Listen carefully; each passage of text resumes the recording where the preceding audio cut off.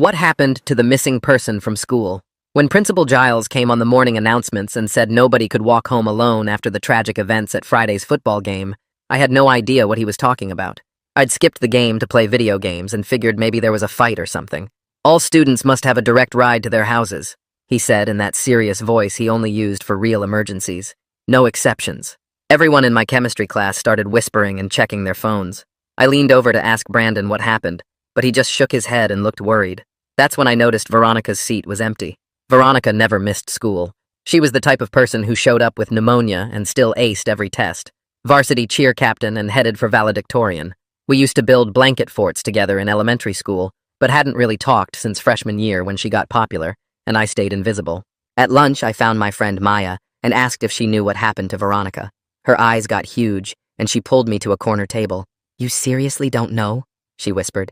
"That's why we can't walk home alone." My stomach felt weird. Veronica wasn't the type to cause drama. Her mom had split when she was 12, so she basically raised her two younger brothers while maintaining a 4.0 GPA. She worked at the movie theater on weekends to save for college. Running away or doing something crazy just wasn't in her DNA.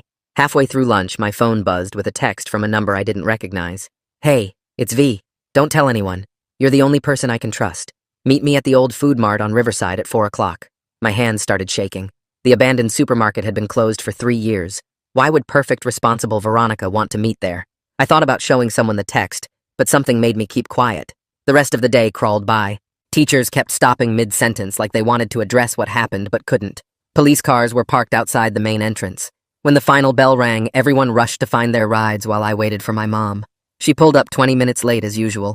I told her I needed to go to Brandon's house for a group project, and she dropped me off without asking questions.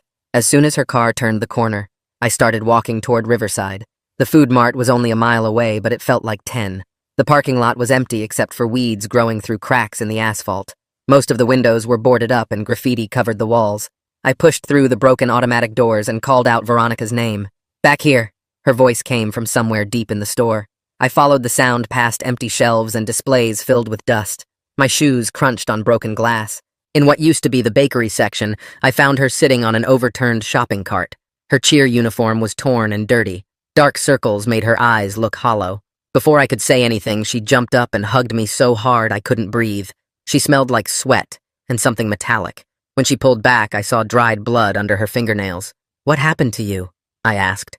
Instead of answering, she turned and pointed to the corner. That's when I saw the duffel bag. It was unzipped just enough to show stacks of cash bundled with rubber bands. More money than I'd ever seen in real life. Movement behind the bag caught my eye. A man was lying on the floor with rope around his wrists and ankles. Duct tape covered his mouth, but his eyes were open and staring at me. He was wearing a referee uniform from the football game. Veronica followed my gaze and shrugged like this was totally normal. She picked up a piece of rebar from the floor and tested its weight in her hand. "That happened," she said. My feet stayed glued to the floor while Veronica kept testing how the rebar felt in her hands. The referee started making these loud sounds through the tape, and his eyes looked crazy mad. Veronica turned those empty eyes on me and said we had to figure something out fast because she couldn't let him go yet. My brain felt like it was spinning in circles trying to understand what was happening. I finally got my voice working and asked her what went down at the football game on Friday. She started walking back and forth around the referee like some kind of angry tiger. She told me she saw him taking a fat stack of money from someone under the bleachers during halftime. When she went over to confront him about it, everything went bad real quick. The referee's eyes tracked every move we made while Veronica kept talking. She explained how he grabbed her arm hard when she said she was going to tell Principal Giles about the money. She hit him with a metal pole from the equipment shed and took off running. Somehow he followed her all the way to the food mart, which made no sense. My pocket started buzzing like crazy, and I pulled out my phone. 12 missed calls from my mom, plus a bunch of texts asking where I really was. My hands shook bad while I typed back that I was still at Brandon's house working on our science project. The lie made my stomach feel sick, but I couldn't tell her the truth right now. Veronica walked over to the duffel bag and pulled it open wider to show me what was inside. There had to be at least $50,000 in there, all wrapped up in rubber bands. She said the referee dropped the bag when she hit him with the pole, and she grabbed it while running away. A car engine rumbled outside, and we both froze like statues. The sound got closer, then passed by the parking lot without stopping. Veronica grabbed my arm so hard it hurt, and said we couldn't stay here much longer. Someone was definitely going to come looking for either the referee or all that money. My brain kicked into problem-solving mode, and I suggested we call 911 from a payphone or something. Veronica shook her head so hard her dirty hair flew around. She reminded me that she hit him first and took his money, so nobody would believe it was self-defense. The referee started pulling against the ropes and making angry sounds again. Veronica picked up the rebar and walked toward him, which made him stop moving immediately. That's when it hit me that she wasn't dangerous or crazy, just really scared. But scared people sometimes do things they can't take back, and that worried me bad. Out of nowhere, Veronica dropped the rebar and started crying hard. Tears made tracks through the dirt on her face while she told me her brothers were home alone right now. If she got arrested, they would go straight into foster care since their mom hadn't sent any money in 2 years. The whole situation was getting worse by the minute, and I didn't know what to do. I walked over to the referee and suggested we at least untie his legs so his blood could flow better. Veronica thought about it, then nodded and helped me loosen the ropes around his ankles. The referee tried talking through the tape, but all we could hear were angry mumbling sounds. His face was turning red, and I worried he might have a heart attack or something. Veronica sat down on the dirty floor and put her head in her hands. I'd never seen perfect Veronica look so broken and lost before. The abandoned store felt colder and darker with every minute that passed. Dust floated in the air, making me want to sneeze, but I held it in. The referee kept staring at us with those angry eyes like he was memorizing our faces. I knew we were in serious trouble, but didn't know how to get out of it. Veronica's phone buzzed, and she jumped like someone shot her. She looked at the screen, and her face went even paler if that was possible. She showed me a text from an unknown number that said they knew where she was.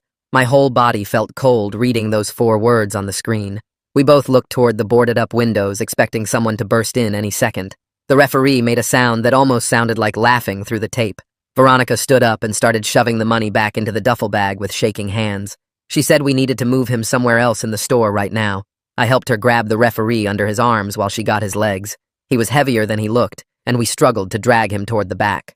We found an old storage room that still had a door that locked from the outside. After pushing him inside, Veronica used a broken mop handle to jam the door shut. The referee kept making noise, but at least it was muffled now by the door. Veronica grabbed the duffel bag and we ran toward the front of the store. My heart was beating so hard I thought it might explode out of my chest. Every shadow looked like someone waiting to grab us. Every sound made us freeze and listen. This whole thing had turned into a nightmare, and I had no idea how to wake up from it. Veronica suddenly stopped running and pulled out her phone with shaking fingers. She scrolled through her messages and turned the screen toward me to show a text from Friday night.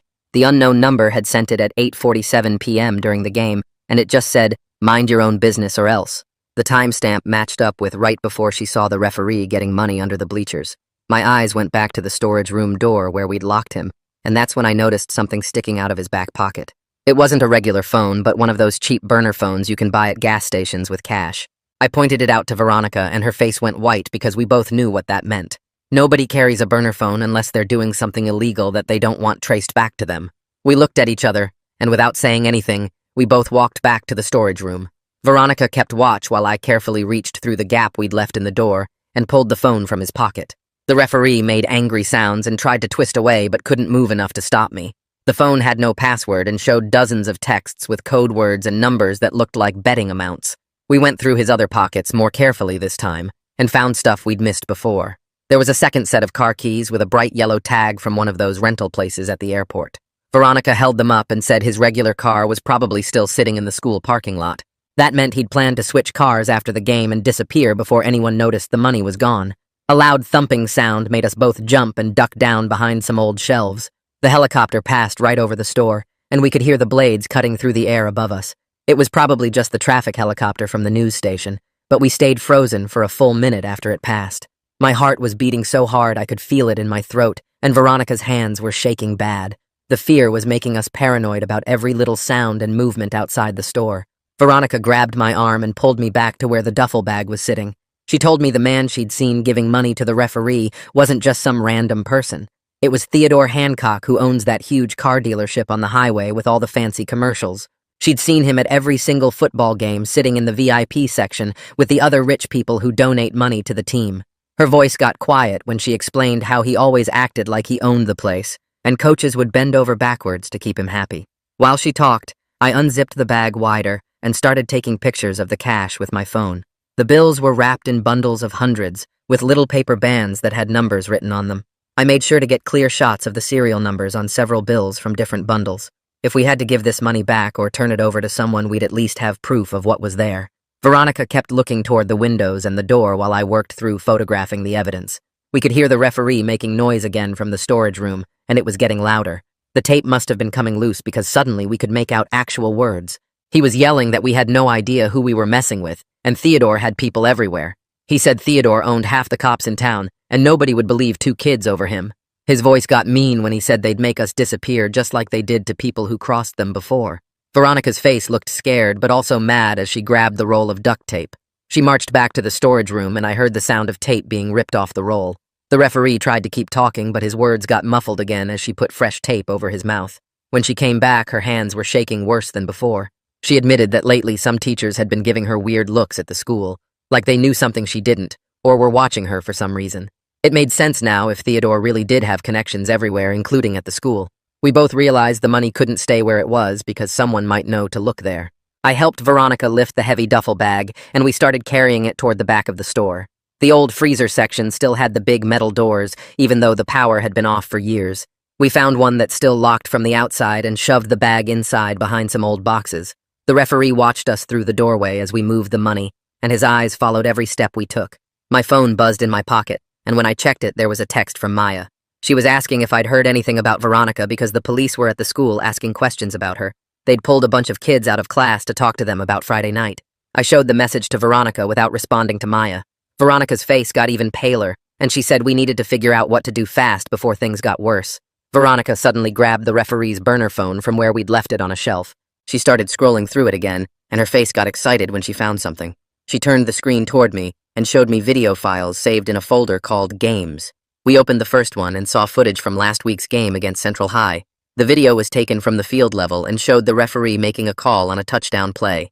Even I could tell the receiver's foot was clearly out of bounds, but the ref signaled touchdown anyway. The next video showed him calling a fake penalty on our defense that gave the other team a first down. There were 6 more videos just like that showing obvious bad calls that changed the game scores. My hands got sweaty as I realized this was proof of everything. A siren wailed somewhere outside and we both froze like statues. The sound got louder and my heart started pounding, so hard I could hear it in my ears. Veronica grabbed my arm and we ducked behind some shelves as the siren got closer and closer. Then it started to fade as the police car or ambulance went past on the main road. We stayed crouched down for another minute before standing up again. Every little noise made us jump now, and I noticed I was sweating, even though the abandoned store was cold. Veronica walked back over to check on the referee, and I followed her. She looked at me with this weird expression and said the cheerleaders had been making jokes about games being fixed. She explained how they'd noticed weird patterns in the scores, but everyone just thought it was trash talk. Now she realized they'd been seeing the truth without understanding what it meant. A horrible choking sound came from the storage room, and we both ran over. The referee's face was turning red, and he was making these awful gagging noises. I panicked and ripped the tape off his mouth while Veronica loosened the ropes around his chest. He gasped for air and coughed hard for almost a minute. Then he looked up at us and immediately started talking fast about making a deal. He said he'd give us half the money if we let him go right now. Veronica shook her head and told him to shut up, but he kept talking. He said Theodore had been running this whole thing for 3 years. The rich car dealer paid refs to fix games so his gambling friends could win big bets. This $50,000 was just this week's payment, and there was way more money hidden around town. Veronica crossed her arms and asked why she should believe anything he said. The referee got this desperate look and told us to check the news from 3 years ago. He said another referee died in a car accident after refusing to fix a championship game. His voice got quiet when he said it wasn't really an accident. I pulled out my phone and started searching for local news from 3 years back. It took a few minutes, but I found the article about a referee named Tom Wilson. His car had gone off the Riverside Bridge on a clear night with perfect weather. The article said there were no skid marks and no explanation for why he lost control. I scrolled down to the comments section, and my stomach felt sick. People were saying it looked suspicious and asking why nobody investigated properly. One comment said Tom had been acting scared the week before he died. Another person wrote that Tom had tried to report something to the police, but nobody listened. Veronica read over my shoulder, and I could feel her shaking. We looked at each other, and I knew we were both thinking the same thing. Theodore might actually kill people who got in his way. Veronica started breathing really fast and put her hands on her knees. I tried to calm her down by rubbing her back, but I was just as scared. The referee saw how freaked out we were and started pushing harder. He said if we let him go right now, he'd forget this ever happened. He promised he wouldn't tell Theodore about us and would leave town tonight. Veronica stood up straight and pointed at him with a shaky finger. She reminded him that he already knew our names and what school we went to. He knew what we looked like and could find us any time he wanted. The referee's face changed when he realized his mistake. My phone buzzed in my pocket, and I pulled it out to see a text from my mom. She wrote that she was leaving work early to pick me up from Brandon's house. My hands started shaking as I checked the time and saw she'd be there in 20 minutes.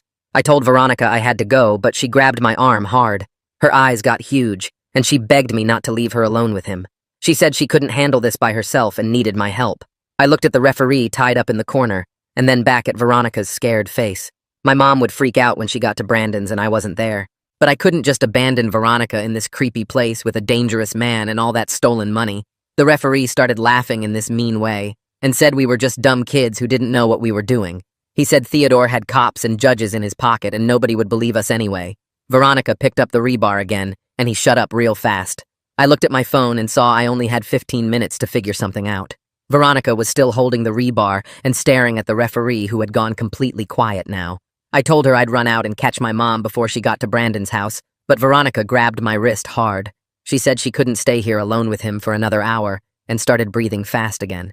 I pulled her to the side and we worked out a quick plan where I'd tell my mom I walked to get food. Veronica would keep watch over the referee for just one more hour, and then we'd figure out what to do next. She nodded, but her hands were still shaking bad. As I started heading for the door, Veronica suddenly grabbed the referee's burner phone from his pocket. She held it up and hit the record button, then walked over to him with the phone pointed at his face. She told him she'd loosen the ropes around his chest if he talked about the game fixing on camera. The referee looked at the phone, and then at the rebar she was still holding. He started talking fast about how Theodore paid him $5,000 per game to make bad calls. Veronica asked him who else was involved, and he listed names while she kept recording. I wanted to stay and watch, but my mom would be at Brandon's any minute. I ran through the broken doors and across the empty parking lot as fast as I could. My shoes slipped on the loose gravel and I almost fell twice. The main road was about 300 yards away through an overgrown field. I pushed through the tall grass and weeds, getting scratched by thorns and branches. A car horn honked just as I reached the sidewalk, and there was my mom's car pulling up. Her face was red, and she looked more worried than mad when I got in. She started yelling about how the whole town was looking for Veronica, and everyone was scared. She said there were police everywhere, and parents were keeping their kids home from the school tomorrow. I mumbled something about being hungry and walking to get snacks, but she wasn't really listening. She kept talking about how dangerous it was to be out alone right now. The drive home felt like it took forever while she lectured about safety and being honest with her. I stared out the window at the houses passing by and felt sick to my stomach. I'd left Veronica alone in that creepy store with a tied-up man and $50,000 in cash. What if Theodore's people showed up while I was gone? What if the referee got loose somehow? My mom pulled into our driveway and I went straight to my room without eating dinner. I locked the door and pulled out my phone to text Veronica that I made it home safe. She texted back right away with a photo that made me sit down hard on my bed. She'd moved the referee into what looked like a storage closet and put a heavy shelf in front of the door. The photo showed him sitting on the floor with his hands still tied, looking tired and defeated. She said she could watch him from outside through a crack in the door. I stayed up staring at my computer screen and searching for everything I could find about Theodore Hancock. His car dealership website came up first with photos of him smiling next to expensive cars. Then I found articles about him sponsoring the football team and donating to the school. He owned 3 restaurants downtown and had invested in the new shopping center on Route 9. The more I searched, the more businesses connected to his name showed up. He basically controlled half the local economy, which explained why nobody ever challenged him. A news article from 5 years ago showed him cutting a ribbon at the hospital's new wing. Another showed him at a charity golf tournament with the mayor and police chief. Around 3 in the morning, my phone buzzed with a text from Veronica. She said the referee had finally fallen asleep and she was going to risk leaving to check on her brothers. Her neighbor was supposed to be watching them, but she needed to make sure they were okay. We agreed to meet at the school early before anyone else got there, maybe around 6:30 by the gym entrance. I set my alarm for 5:45 and tried to sleep, but kept thinking about everything that could go wrong. When the alarm went off, it felt like I'd just closed my eyes. I got dressed in the dark and slipped out the back door before my parents woke up. The streets were empty and fog covered everything, making it hard to see more than 20 feet ahead. I jogged most of the way to the school and got there just as the sun was starting to come up. Veronica was already waiting by the gym doors, and she looked completely exhausted. Her hair was messy and she had dark circles under her eyes, but she managed a small smile when she saw me. She said her brothers were scared but safe, and she'd told them she was helping a sick friend all night. We needed somewhere private to talk, so we went around to the equipment room door that was usually left unlocked. Inside, it smelled like old rubber and sweat, but at least nobody would find us there. Veronica pulled out the referee's phone and showed me the full confession video she'd recorded. The referee's voice was clear as he named 6 other people involved in the game-fixing scheme. 2 of them were police officers, and 1 was a school board member I recognized from assemblies. He said they all got paid through Theodore's businesses with fake invoices and consulting fees. The video was almost 10 minutes long and had enough details to prove everything. I realized we needed real help from someone outside this town, but didn't know who to trust. Then I remembered my cousin Sarah, who worked as a lawyer in the city about 2 hours away. She'd helped my family with some legal stuff before and always said to call if we needed anything. Veronica agreed it was worth trying, but said we couldn't use our regular phones in case someone was tracking them. We left the equipment room and walked to the old gas station on Maple Street that still had a working payphone. I dropped quarters into the slot and dialed my cousin Sarah's number from memory while Veronica kept watch for anyone coming. Sarah picked up on the 3rd ring, and I rushed through everything that happened. Talking so fast, she had to tell me to slow down twice. She went quiet for a long moment after I finished, and then said we were in way more danger than we realized and needed the FBI, not local cops. But first we had to get somewhere safe with lots of people around. She said she'd leave work right now and drive down, but it would take at least 2 hours, and we should go back to the school and act totally normal until she got there. Before hanging up, she warned us not to go anywhere near the food mart, because Theodore's people were probably watching it by now, waiting for us to come back. We walked to the school trying to look casual, even though my legs felt shaky, and Veronica kept checking over her shoulder every few seconds.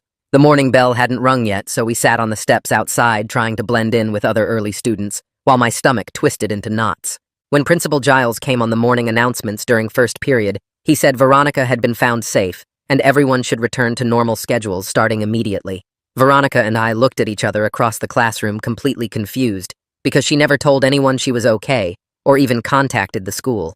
Between first and second period, Brandon grabbed my arm and pulled me into an empty classroom, his face pale and sweaty.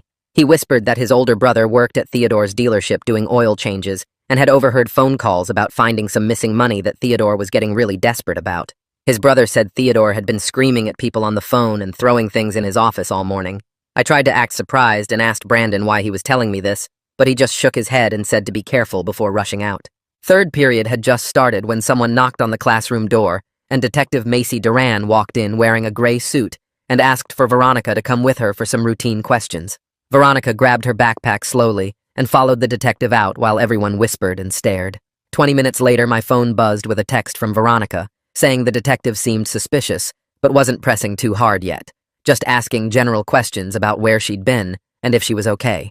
During the passing period before fourth period, I watched from the second-floor window as a black Mercedes pulled into the visitor parking spot, and Theodore's associate Colt Richards got out wearing an expensive-looking suit. My stomach dropped as he walked straight toward the main office with quick, angry steps. I ducked away from the window and hurried to my next class, trying not to think about what he might be doing in the principal's office or who he might be asking about. At lunch, Maya found me hiding in the back corner of the cafeteria and sat down with her tray, leaning in close to whisper. She said reporters were starting to sniff around the game-fixing rumors, and some journalist named Liliana Cross had been outside the school this morning, asking students if they'd noticed anything strange about recent football games. Maya said the woman seemed really interested when kids mentioned how many upsets there'd been this season and how the refs made weird calls at important moments. I nodded and tried to look interested while really watching the cafeteria doors for Veronica to come back from the office. She finally showed up looking shaken and pale, sliding into the seat next to me and grabbing my arm under the table. She whispered that Detective Duran had asked specifically about the food mart, saying someone reported seeing students there yesterday afternoon. The detective had let her go with just a warning to be careful and stay away from abandoned buildings, but Veronica could tell she knew more than she was saying. My phone vibrated with a text from my cousin saying she was an hour away and had already contacted a trusted FBI agent who specialized in corruption cases involving minors. She said we just needed to keep our heads down and stay in public places until they arrived to help us. The rest of the afternoon dragged by with me jumping every time someone walked past the classroom door or a phone rang in the office. When the final bell rang, I grabbed my stuff and met Veronica by her locker, both of us trying to act normal while everyone rushed past us to get to buses or cars. We walked toward the student parking lot, and I spotted Colt Richards standing by an expensive car, talking to 3 football players, showing them something on his phone. One of the players looked up and pointed directly at us, making Colt's head snap around to stare in our direction. We quickly ducked behind a school bus before he could get a good look at us, my heart pounding so hard I thought it might explode. Veronica grabbed my hand and we stayed crouched behind the bus for what felt like forever, listening to voices getting closer, and then finally moving away toward the gym. We stayed crouched there for another minute before peeking around the bus to make sure Colt was really gone. The parking lot was clearing out fast with only a few cars left near the gym entrance. Veronica's hand was still gripping mine so tight it hurt, but I didn't pull away. We made our way back toward the main building, ducking behind cars and trying to look normal whenever someone walked by.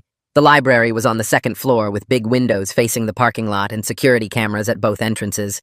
We slipped inside and found a table in the back corner where we could see both doors but stay mostly hidden behind the stacks. Veronica pulled out her phone and called her brother's elementary school, telling them she was running late, but the aftercare program should keep them until she got there. Her voice shook a little when she asked them to double-check that both boys were signed in and safe. While she talked, I kept watching the doors and checking my phone for updates from my cousin. She texted that she was 45 minutes away now and bringing someone who could help. The library was almost empty except for a few kids doing homework and the librarian sorting returns at the front desk. Every time the door opened, my whole body tensed up. About 20 minutes passed before I saw movement outside in the hallway. Theodore Hancock was walking past the library windows with Principal Giles right beside him. Theodore's face looked calm, but his eyes were scanning everywhere like he was hunting for something. Or someone. They stopped right outside the library door, and I could see Principal Giles gesturing like he was trying to explain something. Theodore just nodded and pushed through the door, his eyes sweeping across the room. When he spotted us in the corner, his mouth curved into this cold smile that made my skin crawl. He said something to Principal Giles, and they both started walking toward our table. Veronica grabbed my wrist under the table as they got closer. Theodore pulled out a chair and sat down across from us while Principal Giles stood awkwardly behind him, looking really uncomfortable. Theodore leaned forward and spoke just loud enough for us to hear, saying he knew we had something that belonged to him and suggesting we could all benefit from a quiet resolution. He mentioned generous donations to our college funds if we returned his property with no questions asked. His voice was smooth, like he was offering us candy, but his eyes were hard and threatening. Before either of us could respond, the library door opened again, and my cousin walked in wearing her lawyer suit. Right behind her was a woman in a dark blue suit who reached into her jacket and pulled out a leather wallet, flipping it open to show an FBI badge. Theodore's face went completely white, and he stood up really slowly, his hands flat on the table. He told Principal Giles they should continue their conversation another time and started walking toward the door. The FBI agent stepped sideways to block his path and introduced herself as Special Agent Delgado, saying she'd been investigating him for months, but needed witnesses to make the case stick. She looked right at us and said our evidence could bring down the entire gambling ring that had been corrupting high school sports across the state. Theodore tried to push past her, but two more agents appeared in the doorway. Agent Delgado told us to gather our things because we needed to show them where the referee was being held. The drive to the food mart felt surreal with us in the back of an unmarked FBI car, while more agents followed behind. When we pulled into the abandoned parking lot, there were already 3 more government cars there with agents securing the perimeter. We led them through the broken doors and back to the storage closet where Veronica had moved the referee. He was still there, looking rough and dehydrated but alive, his eyes going wide when he saw all the federal agents. The moment they untied him, he started talking fast, saying he'd cooperate fully and tell them everything about the gambling operation. While agents photographed and cataloged all the cash from the duffel bag, the referee gave them names and dates going back 3 years, explaining how Theodore recruited refs and which games were fixed. One agent was typing everything into a laptop, while another recorded video of his confession. My phone buzzed with news that Theodore and Colt had just been arrested at the dealership, where they'd been trying to burn financial records in a metal drum behind the building. Detective Duran showed up about an hour later, and it turned out she was one of the clean cops who'd been secretly helping the FBI investigation. She pulled Veronica aside and apologized for the scary questioning earlier, explaining she had to be careful not to tip off the corrupt officers in her department who were getting paid by Theodore. She'd been walking a tightrope trying to protect us while not blowing her cover. That night, they arrested the school board member at his house and found a safe in his basement with stacks of cash that matched the serial numbers I'd photographed on my phone. Principal Giles was cleared of any involvement, but looked completely shaken when he learned how close the corruption had come to destroying everything he'd worked for at the school. 2 days later, Liliana Cross got permission from the FBI to interview us for her story about the gambling ring. She'd been investigating rumors for months, but couldn't get anyone to talk on record until now. Her article exposed how Theodore's operation had spread across 3 counties, targeting refs and coaches to fix games so his gambling partners could make millions. The story went viral and led to new oversight policies for high school athletics throughout the state. The next few weeks were crazy with lawyers and FBI agents coming to my house almost every day to prep me for testimony and go over every detail of what happened. Veronica's lawyer said the prosecutor wasn't going to press any charges against her since the referee grabbed her first, and she was defending herself. Plus, she helped expose the whole gambling thing that had been going on for years. The FBI got her approved for some special witness protection fund that would pay for her and her brother's living expenses while the case was going through court. When my mom finally found out the whole truth about what really happened, she sat at the kitchen table for like 20 minutes, just staring at me without saying anything. Then she hugged me super tight and said she was proud, but also grounded me for a whole month for lying about going to Brandon's house. She started picking up Veronica's brothers from their elementary school every day and taking them to our house until Veronica got out of her meetings with lawyers, which helped Veronica focus on the case without worrying about them constantly. The referee ended up making a deal with the prosecutors where he'd testify against Theodore and tell them everything about the gambling operation in exchange for a lighter sentence and getting into witness protection. During his testimony, he dropped this huge bomb that 3 other refs who wouldn't go along with fixing games had died in weird accidents over the past few years, including that one who went off the bridge that we'd found articles about.